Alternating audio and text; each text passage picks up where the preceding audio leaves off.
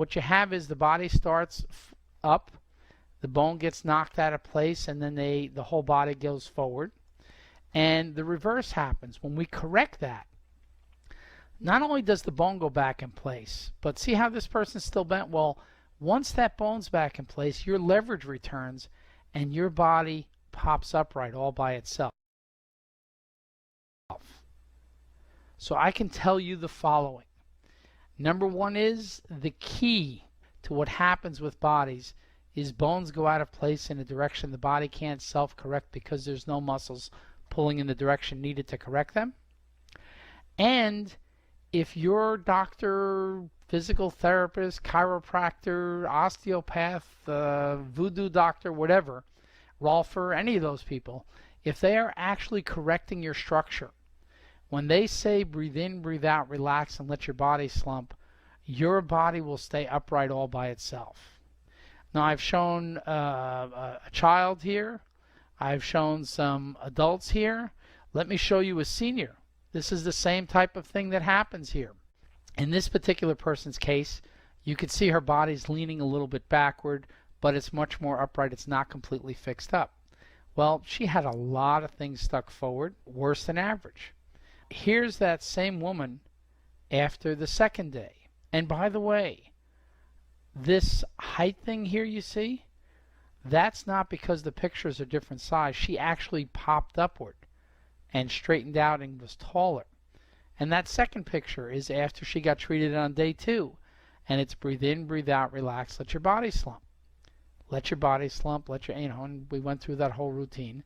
And that's what the picture is.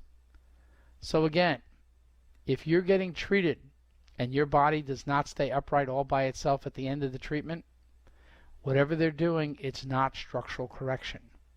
And that's what you're going to be getting from your certified ABC practitioner. If you look here, what you have is bones out of place with multiple compensations. So let's go back to the beginning. Some bone gets knocked forward, your body can't self-correct, so it's got to compensate by pulling other parts up.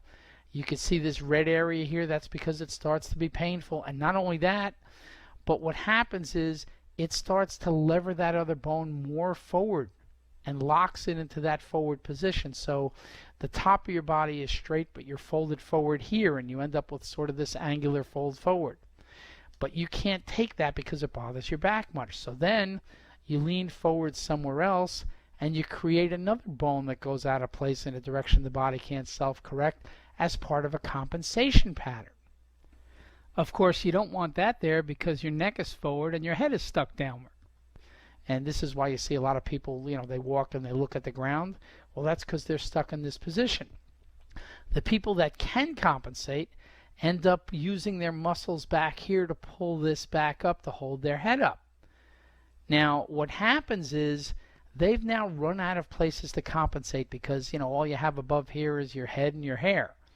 So this part right here is the genesis. It's the beginning of every neck pain and every headache and every tightness and all that. So where you have your pain is almost always at a compensation point. When you have headaches and neck pain, if they work on your neck, it's almost always a waste of time. This is going to be true for just about everything everywhere in your body, because the primary problem where the bone's out of place in a direction your body can't self-correct because there are no muscles pulling in the direction needed, where they are, your body doesn't hurt because it has to shift the pressure away from that.